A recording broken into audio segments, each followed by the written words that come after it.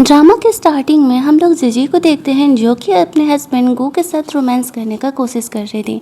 पिछले 1 साल से दोनों मैरिड हैं, लेकिन 3 महीने से गू ने जिजी को टच भी नहीं किया और आज उनकी मैरिज एनिवर्सरी है। जिजी गू के साथ रोमांस करने का कोशिश करती है तो वह बहाना बना देता है। एक्चुअल में गू इसका स्टेप ब्रदर था। अपनी फैमिली के खिलाफ जाकर के उन दोनों ने एक दूसरे से शादी किया था, लेकिन शादी के 1 साल बाद ही प्यार ख़त्म हो जाता है। Reality hits hard. अब यहाँ पर गो जीजी को कहता है, मैंने तुम्हारे लिए मैरिज एनिवर्सरी के लिए गिफ्ट लेकर के आया हुआ है, रुको मैं लेके आता हूँ। कह के वो कमरे में चले जाता है। तभी वो गो के फ़ोन पर एनी का मैसेज देखती है जो कि उसकी क्लासमेट थी और उसे पसंद किया करती थी। फ्लैशबैक में जीजी याद कर रही होती है अपने मॉम के खिलाफ जाकर के मैंने गो से शादी किया था, इस चक्कर में मैंने अपनी पूरी फैमिली को भी छोड़ दी और आज गो उसे छोड़ रहा है, क्योंकि मैसेज में ये था कि तुम जीजी से अगर बोर हो गए हो तो उसे डाइवोर्स क्यों नहीं ले देते। इट मीन्स कि गो का मन अब जीजी से भर चुका था मात्र 1 साल में ही। बहुत प्यार का दावा करता था वो जीजी से कि वो पूरी ज़िंदगी उससे प्यार करेगा। उसके मैसेजेस देख करके वो समझ जाती है कि उसके और रहने के बीच में अफेयर चल रहा है और वो उससे थक चुका है। तो वो खुद ही इस बात को लाने का डिसाइड करती है, क्योंकि वो ऐसे इंसान के साथ नहीं रह सकती है। जब गो यहाँ पर जीजी के लिए रिंग लेकर के आता है तो जीजी उसे कहती है, लेट्स गेट डाइवोर्स। गो कहता है, क्या ड्रामा करी हो। जीजी कहती है, मैंने तुम्हें पहले ही कहा था कि जिस दिन तुम मुझसे बोर हो जाओगे, हमारे बीच प्यार ख़त्म हो जाएगा, मैं आराम से तुम्हारी ज़िंदगी से चली जाऊँगी। लेकिन मैंने एनी के मैसेजेस पढ़े, तुम्हें एटलीस्ट चीटिंग करने की ज़रूरत नहीं थी। वो कहता है, वो मैं नशे में था, बस बकवास कर रहा था। जीजी कहती है, फ़र्क नहीं पड़ता है, अब मुझे भी समझ में आ गया है कि शायद हम दोनों का साथ होना हम दोनों के लिए सबसे बड़ी गलती थी। इतने जल्दी किसी का प्यार ख़त्म नहीं होता। शायद तुम मुझ में कभी इंटरेस्टेड थे ही नहीं, वो बस एक अट्रैक्शन होगा और हमने ऐसे फ्लो में आके शादी कर ली। वो कहता है, मैं तुम्हें सब कुछ दे तो रहा हूँ, तुम्हारे चक्कर में मैंने अपनी फैमिली छोड़ी, जीरो से शुरुआत की बिज़नेस की। जीजी कहती है, एहसान नहीं किया, मैंने भी वही किया ना, तुम्हारे लिए मैंने भी अपनी फीलिंग छोड़ी है, तुम्हारे लिए अपनी फैमिली छोड़ी है, तुम्हारे लिए सब कुछ छोड़ करके मैं तुम्हारे जीरो से तुम्हारे साथ रही। हम दोनों बराबर हैं, तुम्हारा कोई एहसान मुझ पर नहीं है। इसी वजह से तुम्हारे नाम पर ये घर है, ये घर रख सकते हो, डाइवोर्स पेपर मैं तुम्हें कल भेज दूँगी। ये कह के वो उसके घर से निकल जाती है और शायद गू को इस बात का एहसास भी नहीं था, क्योंकि वो समझ चुका था कि अब वो जीजी से प्यार नहीं करता है। बस उसे ये बात कहने की हिम्मत नहीं थी। उसका ये कहना था कि मैं तुम्हें वाइफ का दर्जा दे तो रहा हूँ ना, लेकिन लड़कियों के लिए बस एक टाइटल काफ़ी नहीं होता है। वो बारिश में से अपना सामान लेके निकलती है, तभी वो यान से मिलती है जो कि इस कहानी का हीरो है। वो यहाँ पर जीजी से मिलने के लिए आता है, तभी इनका एक रोड एक्सीडेंट होता है कोइंसिडेंटली दोनों का, और जीजी यहाँ पर रीबर्थ लेकर के पहुँच जाती है उस समय जब वो शुरू यहाँ पर गू के घर में आए हुए थे। गू का डैड और जीजी के मॉम ने दोनों ने एक दूसरे से शादी किया था। यहाँ पर जब जीजी देखती है कि वो तो मर गई थी ना एक्सीडेंट में, तो फिर वो यहाँ पर गू के सामने क्या कर रही है। जल्दी से अपना फ़ोन चेक करती है तो उसे समझ में आता है कि वो बहुत वक्त पहले वापस से टाइम ट्रेवल करके पहुँच चुकी है उस वक्त में जब गो उसे पसंद नहीं करता था, क्योंकि जीजी उसके घर में उसके स्टेप सिस्टर बन के आई हुई थी। और यहाँ पर वो जीजी के मॉम को उसके डैड के डाइवोर्स का रीज़न समझ रहा होता है। जीजी से वो उसका बुक मार्क चोरी करने के लिए उस पर गुस्सा कर रहा था। इस बात पर जीजी भी उसे भड़कते हुए कहती है, मैंने तुम्हारा कोई बुक मार्क चोरी नहीं किया, मेरा फ्री फोकट का दिमाग मत ख़राब करो। वो उसे कहता है, तो मेरे डैड का बुक तुम्हारे पास क्या कर रहा है। जीजी कहती है, मैं उनसे मांग के लेके आई हूँ, मुझे बिजनेस पढ़ना था, दैट्स वाई, मैंने तुम्हारी कोई भी चीज़ चोरी नहीं की है। वो सोचती है बेहतर यही होगा कि इस जन्म में शुरुआत से गो उससे हेट करते रहे, दोनों एक दूसरे से जितना अलग रहेंगे उतना बेहतर होगा। और यहाँ पर वो गू को थप्पड़ भी मार देती है और कहती है कि तुम्हारी मॉम ने अपनी मर्जी से तुम्हारे डैड को छोड़ा है, इनफैक्ट वो तो अपनी लाइफ में काफ़ी खुश है, एक बेटे को भी जन्म दिया है, तो फिर तुम इन सब का जिम्मेदार मुझे और मेरी मॉम को क्यों ठहराते हो। सबकी अपनी खुशियाँ पाने का हक है, तो जब तुम्हारी मॉम अपनी खुशी पा रही है तो वाई नॉट माई मॉम, और वो दोनों खुश हैं, तो हमें लगता है कि हम दोनों को बेवजह लड़ने का कोई मतलब नहीं है। बेहतर होगा कि दोनों हम अपने अपने काम में लगे रहे, क्योंकि हमारे मॉम डैड तो अलग होने नहीं वाले। तभी वहाँ पर वो वहाँ से बाहर निकलती है तो अपनी मॉम से मिलती है। अपनी मॉम से मिल करके वो बहुत ही खुश थी। पिछली बार वो अपनी मॉम से लड़ झगड़ करके ये घर छोड़ करके चली गई थी, बट इस बार वो ऐसा नहीं करने वाली है। उसकी मॉम चाहती थी कि जीजी अपने लाइफ में अपनी स्टडी जाके कंप्लीट करे और ढंग का जॉब या बिजनेस करे। जीजी कहती है, डोंट वरी मॉम, इस बार मैं गू से नहीं लड़ने वाली हूँ और मैं आपका भी ख्याल रखूँगा। उसकी मॉम को समझ नहीं आता है इससे क्या हुआ। फिर जीजी लाइब्रेरी बुक लेने के लिए चली जाती है, जहाँ पर कि वो यान से मिलती है। उसे याद आता है पिछले जन्म में यान इस तरीके से उसके लास्ट टाइम में उसके साथ आया था। इट मीन्स कि कहीं ना कहीं वो उसे पसंद करता है। दैट्स वाई वो इस बार उसे अपने लाइफ में मौका देने के लिए तैयार थी और वो उससे बात करने का कोशिश करती है। कहती है कि एक्चुअल में मैं बिज़नेस रिलेटेड किताब यहाँ पे ढूंढने के लिए आई हुई हूँ, क्या तुम मेरा हेल्प करोगे। वो खुशी खुशी उसे कुछ बुक्स ढूंढने में उसका हेल्प कर देता है। और जब वो उससे और बातें करना चाहती है तो वो बहुत ही ज़्यादा शाई फील करने लगता है। उसे नहीं लगा था कि एक्चुअल में इस तरीके से जीजी उससे बात करने वाली है। इन दोनों के रिलेशनशिप बहुत ही पुराने हैं, जो कि धीरे धीरे इन बातों का राज आगे स्टोरीज में खुलने वाला है। अब यहाँ पर जीजी यान से दोस्ती बढ़ाने का कोशिश करती है तो वह शर्मा के वहाँ से खिसक लेता है। जीजी सोचती है कोई बात नहीं, आई हैव इनफ टाइम, मैं यान से वापस से फ्रेंडशिप तो कर ही लूँगी। इधर हमारे यान भाई साहब भी रीबर्थ लेकर के आए हुए थे और वो खुद में सोच रहे होते कि मैंने तो कभी एक्सपेक्ट नहीं किया था कि जीजी खुद से आकर के मुझसे बात करने वाली हैं, लेकिन ये कितनी अच्छी बात है। और फिर वो जीजी का बचपन का बैंड ऐसे देख रहा होता है। दूसरी तरफ घर का हम लोग सीन देखते हैं, जहाँ पर कि गुकु उसके डैड डांट लगा रहे होते हैं और जीजी को अप्रिशिएट कर रहे होते हैं। वो कह रहे थे गुकु को बच्चों की तरह बिहेव करना बंद करो और जीजी को स्टेप सिस्टर के तौर पर एक्सेप्ट कर लो। जीजी अपने मॉम डैड को बताती है कि वो कल से कॉलेज वापस से जा रही है। उसके फादर उसे कहते हैं कि वो जीजी को अपने साथ लेते जाएगा, लेकिन उसे मन नहीं था। फादर की वजह से उसकी मजबूरी हो जा रही होती है। वो गुस्सा करके वहाँ से चले जाता है।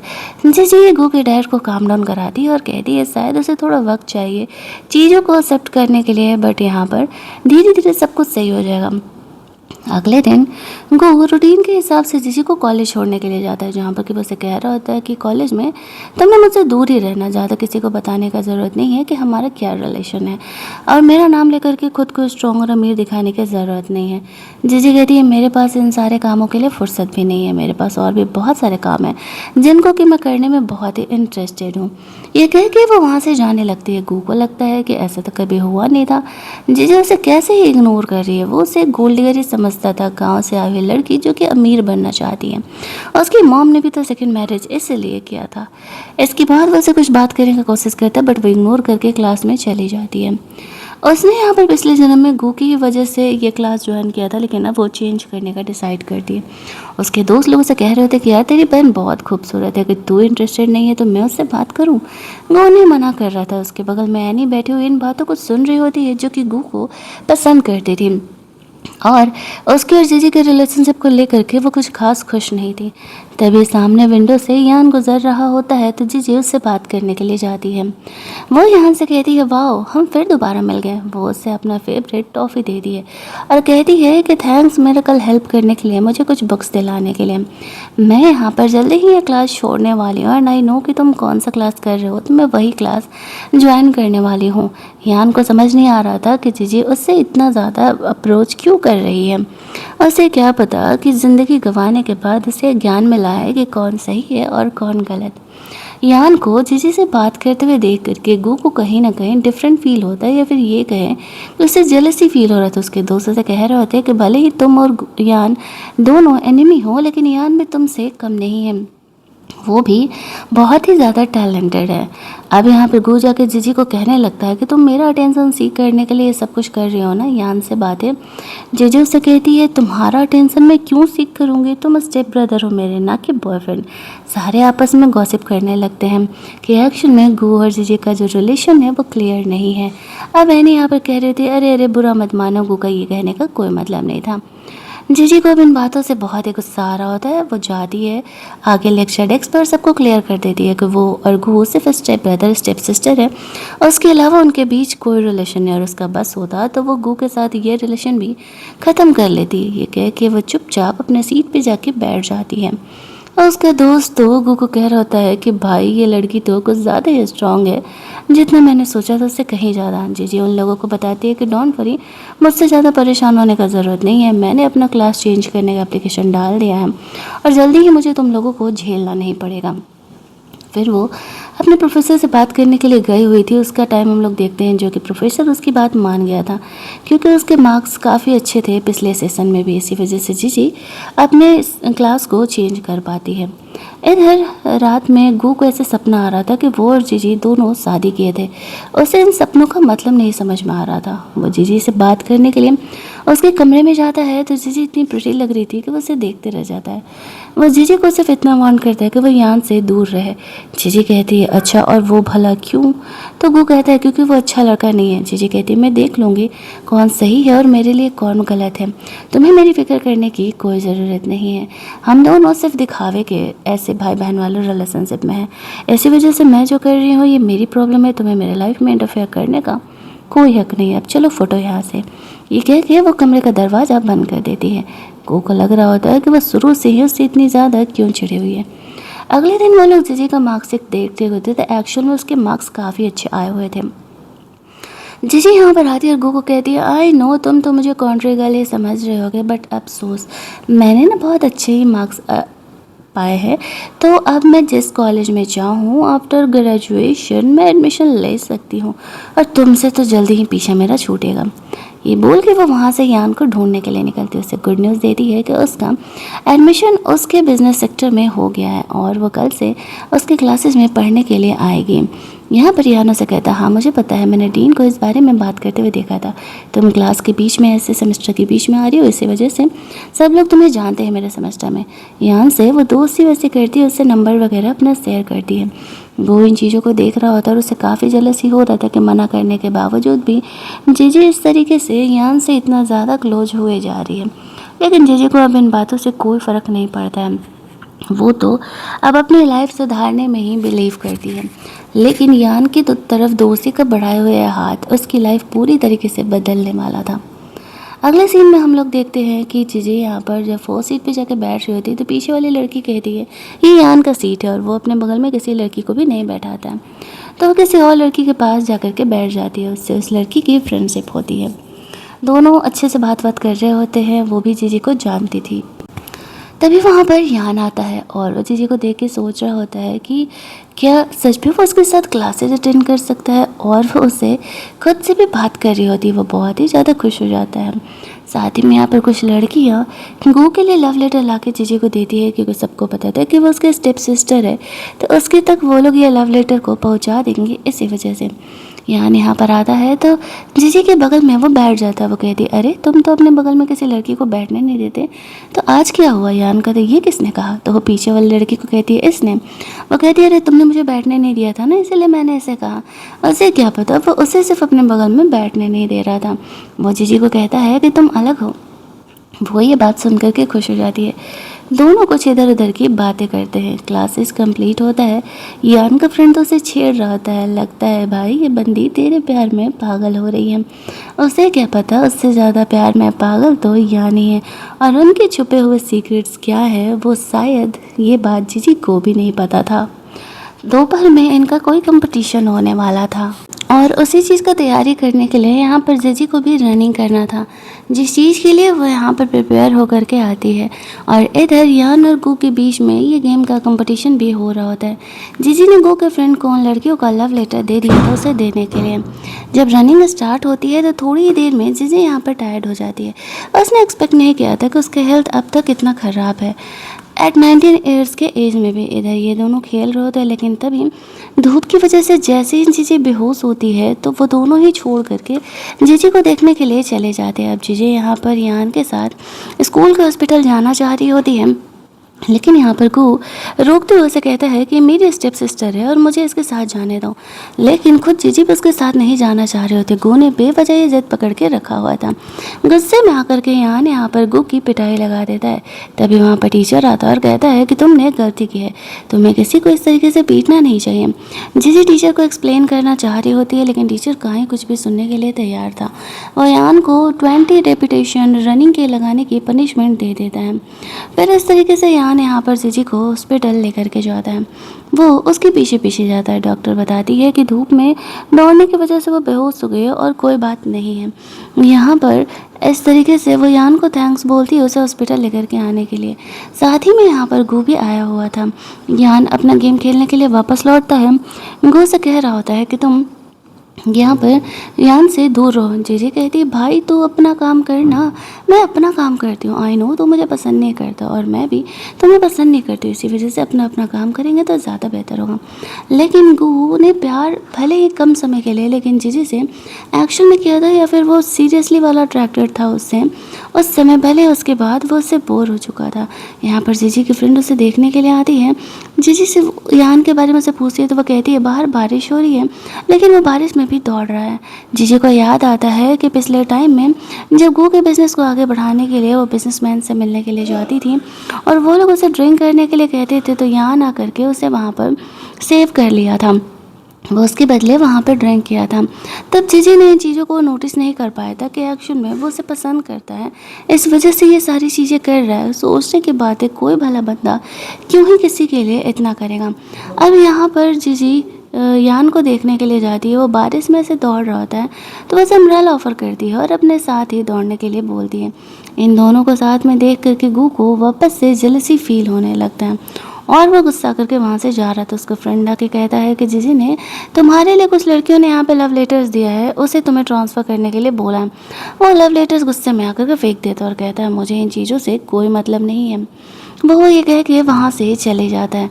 उसके फ्रेंड को लग रहा था कि इसको क्या हुआ, तभी वहाँ पर एनी और लड़कियों के लव लेटर्स देख लेती है।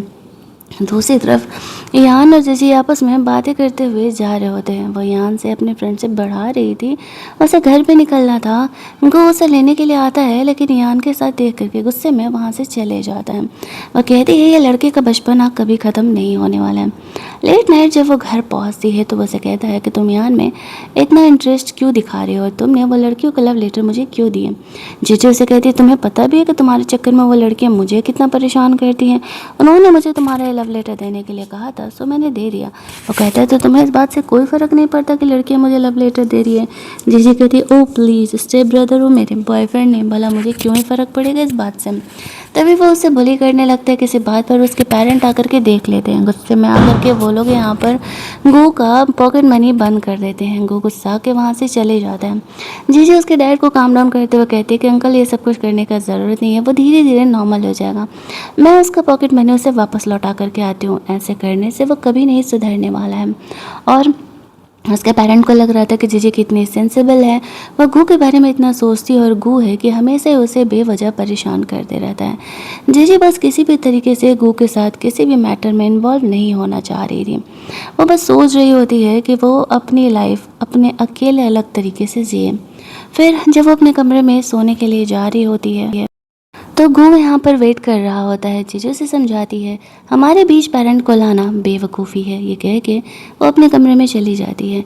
गू अपने दोस्तों के साथ ड्रिंक करने के लिए चले जाता है, जहाँ पर कि वह लड़की भी आई थी जो कि गू को पसंद करती थी और वह छुप करके उनकी वीडियो को रिकॉर्ड कर रहे थे, जहाँ पर कि गुस्से में गू जीजी के बारे में काफ़ी कुछ भला बुरा बोल रहा था। वो ये भी कहता है कि वह जीजी को अपनी स्टेप सिस्टर कभी नहीं मानने वाला है। उन्हें लगने लगता है कि वो जीजी से बहुत ज़्यादा नफरत करता है, इसी वजह से ऐसा कर रहा है। एनी यहाँ पर उस गर्ल को वीडियो रिकॉर्ड करते हुए देख लेती है और उसके इमोशंस का फ़ायदा उठाने का कोशिश करती है। वैसे जाके बात करती है और बोलती है तुमने जीजी को लव लेटर देने के लिए दिया था ना, उसने तो खुद तक पहुँचाया नहीं। इनफैक्ट बाहर रनिंग एरिया में मैंने तुम्हारे लव लेटर ऐसे गिरे हुए देखा था। वो बहुत ही बुरी है, आई नो। वो उसे जीजी के खिलाफ भड़का देती है ताकि वो जीजी को हर्ट करे और ये लड़की को सच में लगता है कि जीजी बहुत ही बुरी है और वो अब गुस्से में उसे सबक सिखाने का प्लान करती है, जिसके लिए गू का जो इसने वीडियो बनाया था कोइंसिडेंटली वो इस वीडियो को सोशल मीडिया कॉलेज के साइट पर अपलोड कर देती है, जहाँ पर कि गो ये भी कह रहा था कि जीजी ने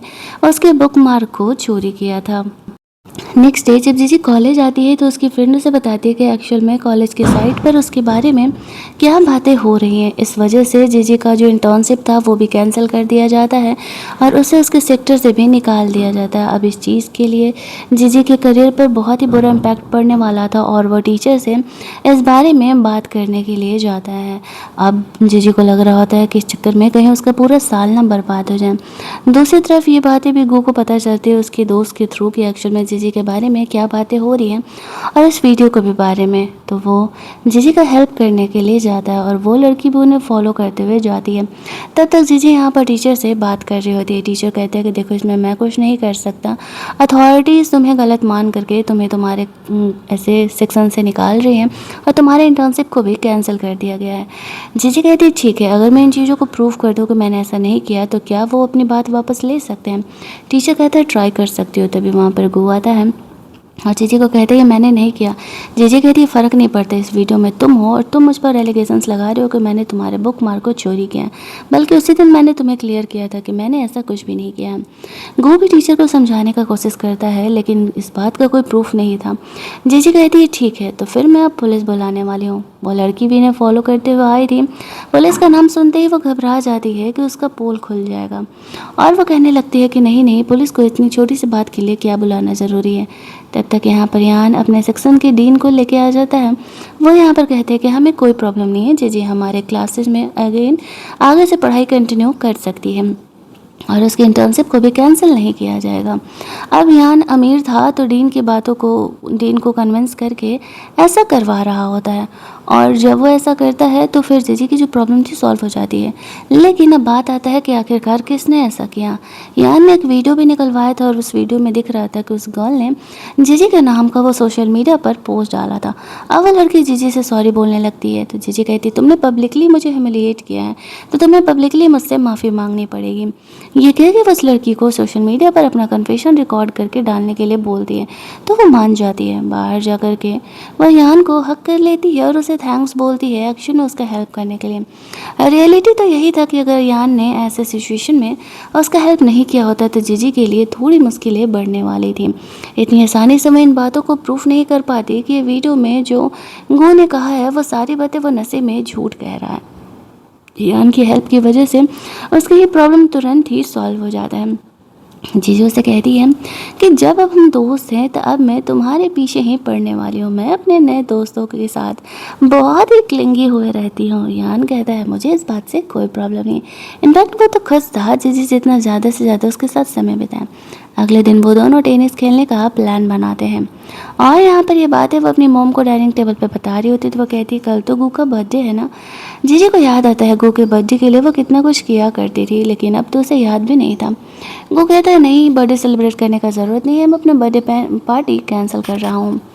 जीजी सोचती है बेहतर वही रहेगा क्योंकि उसे याद था पिछली बार जब वो अपने बर्थडे वाले दिन अपनी मॉम से मिला था तो अपने नए बेटे को यहाँ लेके आ जाते और इस वजह से गू का पूरा बर्थडे ही ख़राब हो गया था। वो नहीं चाहती थी कि वापस ये यही हो क्योंकि किसी और का बर्थडे भला क्या ही ख़राब करना। इसी वजह से वो सोच रही होती है कि अगर गू का बर्थडे पार्टी कैंसिल भी हो जाता है तो उसमें कोई प्रॉब्लम नहीं है। हालांकि उसके मन में गू के लिए अब कोई प्यार मोहब्बत वाली फीलिंग नहीं थी लेकिन उसकी लाइफ की सिचुएशन देख करके उसे उस पर सिंपैथी ज़रूर आती थी। इसी वजह से वो यहाँ पर उसे इग्नोर करके यान के साथ टेनिस खेलने के लिए चली जाती है। वो उसकी बड़ाई करता है कि वो काफ़ी प्रिटी लग रही है। जीजी कहती है तुम भी काफ़ी हैंडसम लग रहे हो, चलो इससे पहले लेट हो चलते हैं। वो दोनों बात करते करते अभी आगे ही बढ़ते हैं कि जीजी बताती है कि एक्चुअल में आज गू का बर्थडे है लेकिन वो अपने बर्थडे पार्टी कैंसिल किया हुआ है तो मैं तुम्हारे साथ यहाँ पर आई हूँ खेलने के लिए। साथ ही में यहाँ पर वो लोग आगे बढ़ते तो देखते हैं कि गू वापस अपनी मॉम से मिल रहा है। पिछले सिचुएशन में तो जीजी ने जाके हेल्प किया था बट इस बार वो उसे इग्नोर करके आगे बढ़ रही होती है।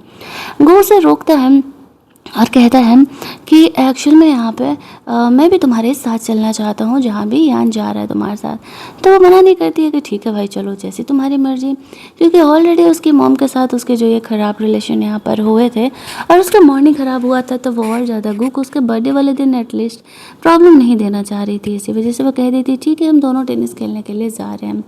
अब यान को थोड़ा सा लगने लगता है यार ये मेरे और जीजी के डेट के बीच में क्यों ही आ रहा, बट जब जीजी ने यहाँ पर कहा था तो फिर वो मना भी नहीं कर पाता है। आफ्टर दैट वो दोनों साथ में खेलने के लिए जाते हैं, जहाँ पर कि पहले तो इस तरीके से यान और जीजी ही खेल रहे होते हैं, लेकिन गू भी जिद करने लगता है कि मुझे भी खेलना है, तो फिर वो जीजी के साथ खेलने लगता है। इस चक्कर में वो जानबूझ करके जो सर्विस था वो बहुत ही फास्ट फास्ट दे रहा होता है, जिस वजह से कि जीजी यहाँ पर अचानक से ऐसे नीचे गिर जाती है और उसके घुटने में थोड़ा सा चोट लग जाता है। इस वजह से कि यान उसे यहाँ पर संभालने के लिए जाता है और कहता है कि तुम आराम करो। अब उसके पैर में ऐसे चोट लगा हुआ था, वो जीजी को संभालता है और कहता है रुको, मैं स्प्रे लेकर के हाथ उठ के जाने लगता है। जीजी उसे रोकने के चक्कर में उठती है, नीचे गिरने लगती है, तो गू उसे संभालने के लिए आ जाता है। उसके हाथ में इस तरीके से चोट लग जाता है। अब जीजी को रिग्रेट होने लगता है कि उसे बचाने के चक्कर में एक्चुअल में उसे चोट लग गया। जल्दी जल्दी उसे भी हॉस्पिटल लेकर के जाया जाता है। अब यहाँ पर जीजी नोटिस करती है कि भले ही गू ने उसे चीट किया था, लेकिन शुरुआत के जो वो प्यार वाले मोमेंट थे, जो उसके इमोशंस थे, वो एक्चुअल में रियल थे। तभी तो इस तरीके से वो सब कुछ छोड़ करके उसका हेल्प करने के लिए यहाँ पर आया हुआ था। हॉस्पिटल जाने पर डॉक्टर बताते हैं कि गू ठीक है, उसके कोई भी बोन्स वगैरह ब्रेक नहीं हुए हैं, सिर्फ थोड़ा ऑइंटमेंट लगाना पड़ेगा और ठीक हो जाएगा। यहाँ ने जीजी के लिए ऑइंटमेंट लगाने के लिए दवा ले लिया था और वह इस तरीके से जीजी को दवा अप्लाई करने के लिए दे रहा होता है। इन दोनों के साथ हो रहे ये इनडायरेक्ट रोमांस को देख करके गू को गुस्सा आने लगता है और कहता है मैं यहाँ तुम्हारे चक्कर में तुम्हें बचाने के लिए ऐसे नीचे गिरा पड़ा था और तुम्हें तो मेरी कोई फिक्र ही नहीं है। उसे कहती है ऐसा नहीं है कि मुझे तुम्हारी फिक्र नहीं है। वो गुस्सा के वहाँ से चले जाता है। जीजी अपनी मॉम को कॉल करके गू के लिए सरप्राइज पार्टी अरेंज करने के लिए कहती है, क्योंकि किसी का बर्थडे ऐसे ख़राब नहीं होना चाहिए। कहने को तो वो गू को अपने भाई की तरफ वो पूरी तरीके से मानने लगी थी। गू गुस्सा करके वहाँ से घर के लिए निकलता है, ये सोचते हुए कि किसी को उसकी फिक्र ही नहीं है। गू जैसे ही घर जाता है तो देखता है कि एक्चुअल में उसके कुछ फ्रेंड्स और उसके पेरेंट ने उसके लिए बर्थडे पार्टी अरेंज किया है। अब वो पूछने लगता है कि ये कैसे हो गया, तो उसकी मॉम बताती है कि एक्चुअल में जीजी ने हमें कॉल करके बोला था कि तुम बहुत ही सैड फील कर रहे हो, तो तुम्हारे लिए बर्थडे पार्टी अरेंज करने के लिए। अब वो सोच रहा होता है कि इट मीन्स कि यहाँ पर जीजी भी आने वाली है, लेकिन उसकी मॉम बताती है कि नहीं, जीजी नहीं आने वाली है, वो अपने दोस्तों के साथ है। वो उस समय एक्चुअल में यान के साथ थी। वापस से यहाँ पर गू को लग रहा होता है कि जीजी आकर के उसे गिफ्ट वगैरह देगी, बट ये सब कुछ उसका हेलोसिनेशंस था और कुछ नहीं। सारे फिर यहाँ पर गू का बर्थडे सेलिब्रेट करते हैं, लेकिन गू के लिए तो जीजी उसे मिसिंग मिसिंग ही लग रही थी। रात में वो जीजी के कमरे में जाता है और उसे उसका बर्थडे का गिफ्ट देने के लिए बोलता है, तो वो बस उसे एक नॉर्मल सा बुक पकड़ा देती है। कहती है मुझे तुम्हारे लिए गिफ्ट खरीदने का टाइम नहीं मिला, मैं यान के साथ आज पूरे दिन बिजी थी। वो गुस्से में कहता है कि सिर्फ यान की ही बातें तुम्हें याद रहती है, बस यान यान यान, आजकल कुछ ज़्यादा ही नहीं करी हो। वो कहती है ओह ऐसा क्या, मैंने तो नोटिस ही नहीं किया। वो उससे कुछ और बोलना चाह रहा था, लेकिन जीजी उसकी इन बकवास बातों को सुनना नहीं चाहती है और उसे कहती है बेहतर होगा कि हम दोनों अलग ही रहें और जाओ तुम जाकर के अपने दोस्तों के साथ अपना बर्थडे पार्टी सेलिब्रेट करो। ये कह के वो अपने आप को कमरे में लॉक कर लेती है। अगले दिन उसके डैड का डेथ एनिवर्सरी था। डेथ एनिवर्सरी के बाद जीजी का बर्थडे आता है। वो अपने डैड के डेथ एनिवर्सरी के लिए अपने पुराने घर जाने का डिसाइड करती है, वहाँ गांव जहाँ पर के वो लोग छोड़ करके यहाँ पर आए हुए थे। अगले दिन उसकी मॉम भी जीजी के साथ जाने वाली थी। जीजी खुश थी कि इस साल वो अपनी मॉम से इस बात को लेकर कोई बहस नहीं करी और दोनों ही यहाँ पे साथ के लिए निकल जाते हैं। जीजी ने वहाँ से अपनी कुछ पुरानी चीज़ों लाने के लिए खाली ट्रॉली भी लिया था, जिसमें कि वो अपने सामान को भर के लेकर के आने वाली थी। वो भी उनके साथ जाने का प्लान करता है। वो जीजी और उसकी मॉम को कहता है कि चलो मैं साथ में चल लूँगा। इस बात के लिए जीजी मना कर देती है और बोलती है कि नहीं, मैं मॉम के साथ जा रही हूँ, तुम्हारी ज़रूरत नहीं है। ये सारी बातें यहाँ पे यान को भी पता था और यान यहाँ पर जीजी को कंसोल देने के लिए उसके होम टाउन जाने की पैकिंग कर रहा होता है। उसके अगले दिन जीजी का बर्थडे भी तो था। दूसरी तरफ हम लोग देखते हैं कि जीजी और उसकी मॉम वहाँ होम टाउन में पहुँचती है। वो यान को मैसेजेस डाल रही होती है। यहाँ पर उसकी मॉम आती है और वो यान को कह रही होती है तू ना बचपन में ही ठीक था, कैसे मैं तुझे लड़कियों के कपड़े पहना करके रेडी किया करती थी। उसकी मॉम को एक लड़की का बहुत ही शौक था, लेकिन यान यहाँ पर जन्म ले लेता है लड़का।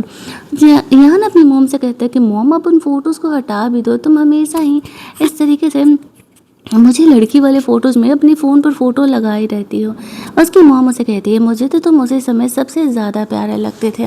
यहाँ पर हम लोग देखते हैं कि वो इस तरीके से अपनी मॉम को कह रहा होता है कि एक्चुअल में वो अपनी फ्रेंड से मिलने इस होम टाउन जा रहा है। उसकी मॉम उसे अप्रिशिएट कर रही होती है कि हाँ ठीक है, जाओ दोस्ती वस्ती बढ़ाओ। जीजी अपनी मॉम के साथ अपने पुराने घर में बैठ करके उनके फ़ोटोज़ को देख रही होती है।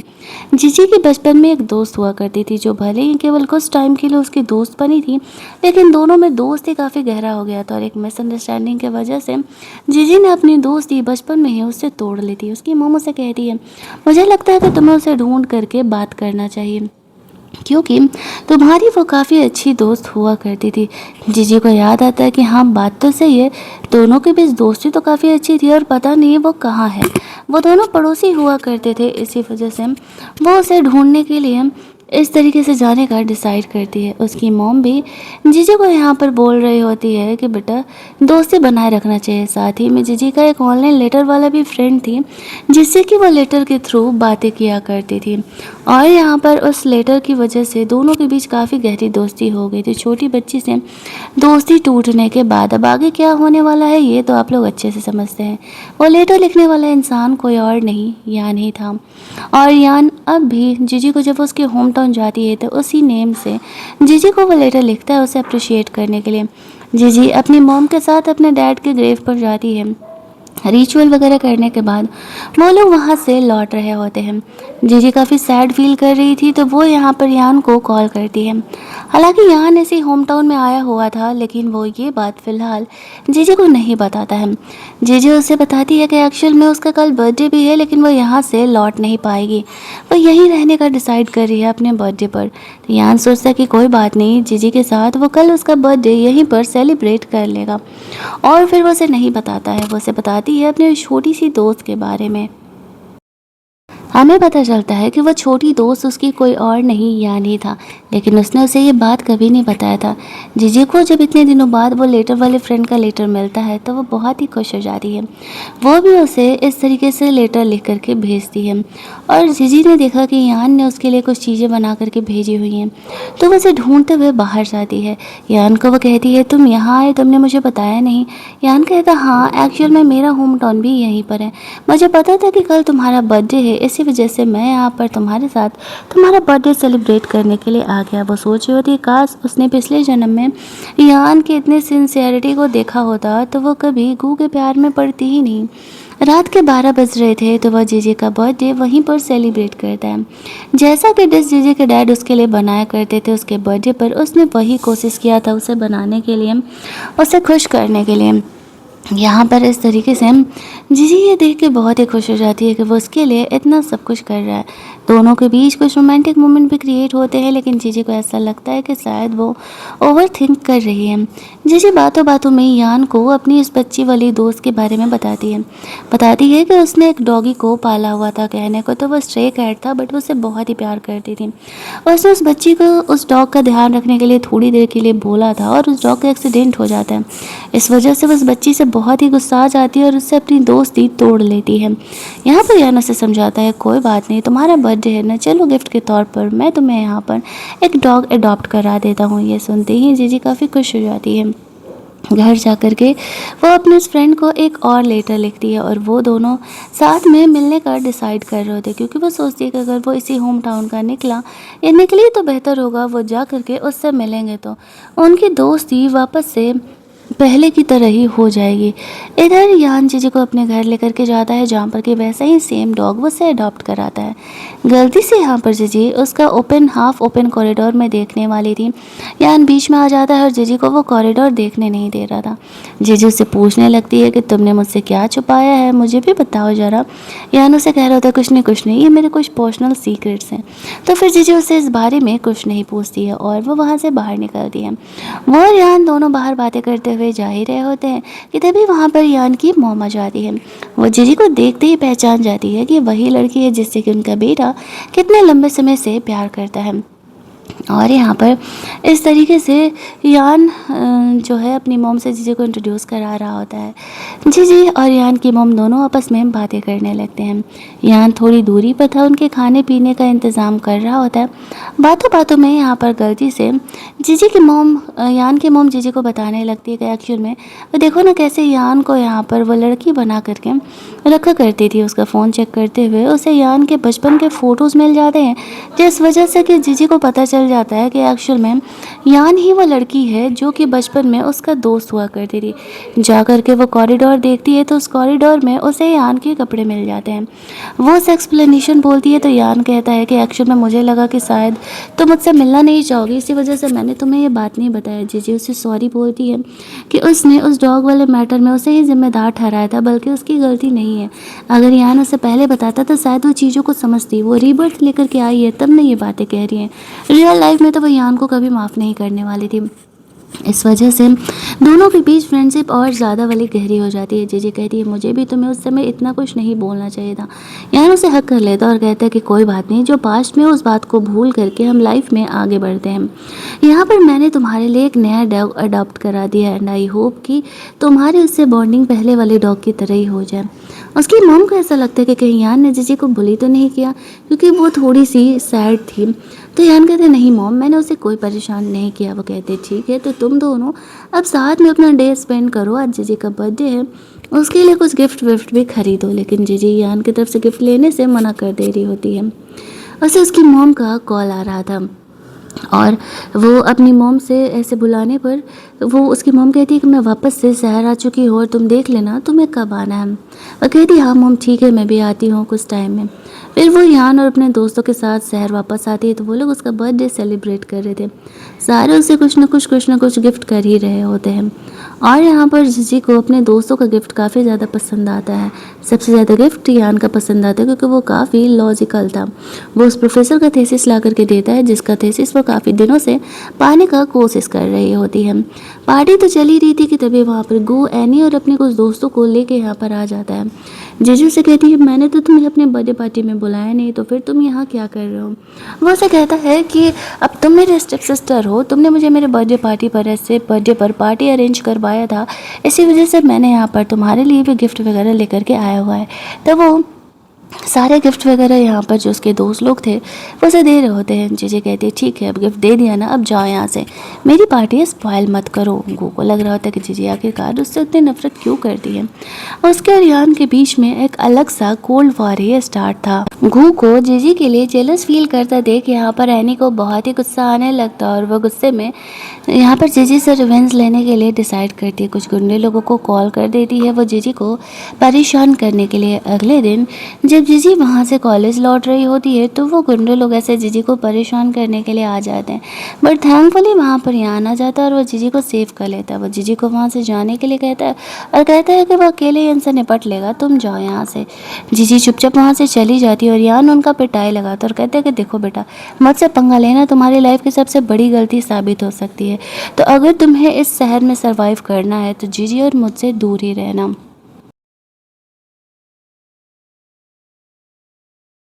जब यान घर जाता है तो उसकी मॉम उसे कहती है कि तुम्हें नहीं लगता कि तुम्हें जीजी को ये बात बता देना चाहिए कि लेटर एक्चुअल में तुम उसे लिखते थे उसे अप्रिशिएट करने के लिए। यान कहता है जीजी मुझसे मिलने के लिए कह तो रही है, मुझे लगता है कि शायद मुझे सच में उसे ये बातें बता देनी चाहिए। उसकी मॉम कहती है ऑब्वियसली ये बातें तुम्हें उसे बता ही देनी चाहिए। जीजी से लेट नाइट कॉल करती है। वो दोनों के बीच एक नॉर्मल फ्रेंड की तरह कन्वर्सेशन हो रहा था। यान उसे प्रॉम नाइट पर चलने के लिए ऑफर करता है तो जीजी ओके कह देती है। इधर गू भी जीजी के साथ प्रॉम नाइट पर जाने के लिए सोच रहा होता है, लेकिन जीजी उसे मना कर देती है और वो यान के साथ जाने का डिसाइड करती है। वो अगले दिन इस तरीके से उस लड़की से मिलने के लिए जाती है, लेटर वाली लड़की। तो उसे पता चलता है कि वो अगर लड़की नहीं वो यान है। यान उसे कहता है कि तुमने उस बच्ची से दोस्ती तोड़ ली थी और मुझे पता था कि तुम्हें एक दोस्त की ज़रूरत है, इसी वजह से मैं यहाँ पर वो लेटर फ्रेंड तुम्हारा बन के आया हुआ था। जीजी और ज़्यादा ही खुश हो जाती है। वो कहती है एटलीस्ट मुझे ये बातें पहले तो बता दो यार, तुम्हें पता नहीं है कि हमारी बीच दोस्ती कितनी जल्दी और कितनी गहरी हो सकती थी। कहीं ना कहीं इस बात का रिग्रेट तो यान को हो ही रहा था, उसे इस बात का डर था कि वो उसे छोड़ देगी, लेकिन चीज़ें यहाँ पर एक अलग तरीके से टर्न आउट हो रही होती है। वो उसे एक प्यारा सा गिफ्ट देती है, छोटा सा गिफ्ट था जिस वजह से यान बहुत ही ज़्यादा खुश हो जाता है। और जीजी यहाँ पर प्रॉम नाइट का प्रिपरेशन कर रही होती है। वो अपने ग्रैंडफ़ादर से मिलने के लिए जाता है।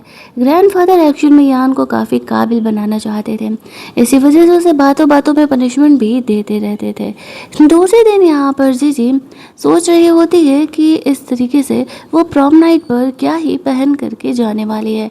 तभी उसे पता चलता है कि एक्चुअल में यान के फैमिली के साथ कुछ पंगे चल रहे हैं। वो यान का हेल्प करने के लिए जाती है। जीजी से वो कहता है कि तुम बस साथ रहो तो मैं सब कुछ संभाल लूँगा। उसे पता था कि उसके ग्रैंडफादर इस तरीके से उसके लिए पंगे क्रिएट करते रहते हैं। इधर वो गुंडे लोगों को ये बात बहुत ज़्यादा ईगो पे लग जाती है कि यान जैसे एक सिंपल लड़का उनकी पिटाई लगा दिया, और अब वो जीजू और यान से बदला लेने का डिसाइड करते हैं।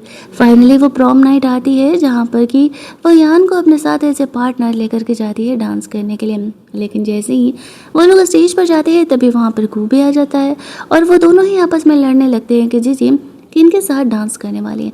जीजी यहाँ पे यान को चूज करती है और उसके दोस्त गू को साइड में लेकर के जाते हैं ये कहने के लिए कि एक्चुअल में हम यहाँ पर गू को ढूंढते हुए आ रहे थे, गू एनी के पास आ रहा था और वो गलती से तुम्हारे पास चला गया। गू का इमेज बचाने के लिए वो लोग ऐसा कर रहे होते क्योंकि उन्हें साफ दिख रहा था कि जीजी अब उसमें इंटरेस्टेड नहीं है, और यहाँ पर गू जानबूझ करके उसके पीछे पड़ रहा है। ये सारी चीज़ें देख करके एनी को बहुत ही जेलसी हो रही होती है।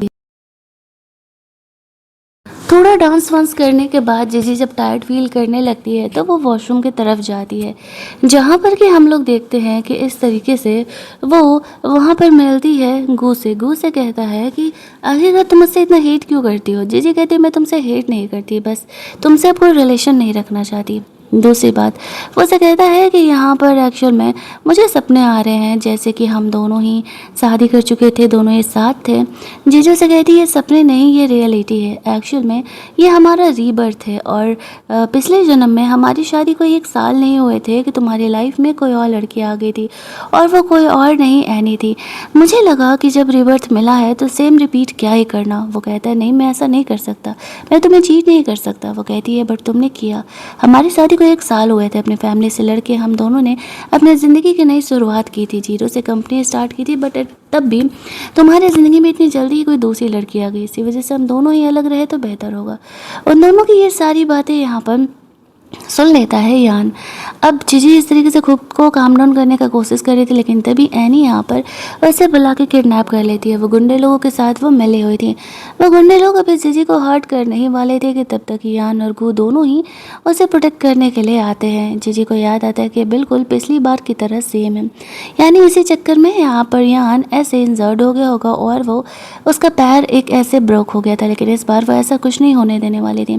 फाइनली यहाँ पर यान आकर के जीजी को प्रोटेक्ट कर लेता है। गू को समझ आ चुका था कि शायद जीजी उसके लाइफ में अब कभी नहीं आने वाली है। सब कुछ ठीक हो जाता है। जीजी यान को किस करते हुए कहती है कि आई थिंक कि मैं तुम्हारी गर्लफ्रेंड बनना चाहती हूँ, क्या तुम मेरे बॉयफ्रेंड बनेंगे? क्यों ना हम इस रिलेशनशिप को एक ट्राई देते हैं। यान तो कब से इंतज़ार कर रहा हो तो वह तुरंत ही हाँ कह देता है, और उन दोनों के रिलेशनशिप की शुरुआत के साथ हमारी ये कहानी एंड कर दी जाती है। अगर आपको ये कहानी अच्छी लगी होगी तो वीडियो को लाइक और शेयर करना मत भूलना। चैनल को सब्सक्राइब कर लेना ताकि नए वीडियोज़ की नोटिफिकेशन आपको मिलते रहें। चलिए जल्दी से मिल लेते हैं हम लोग एक और नई कहानी के हिंदी एक्सप्लेनेशन में।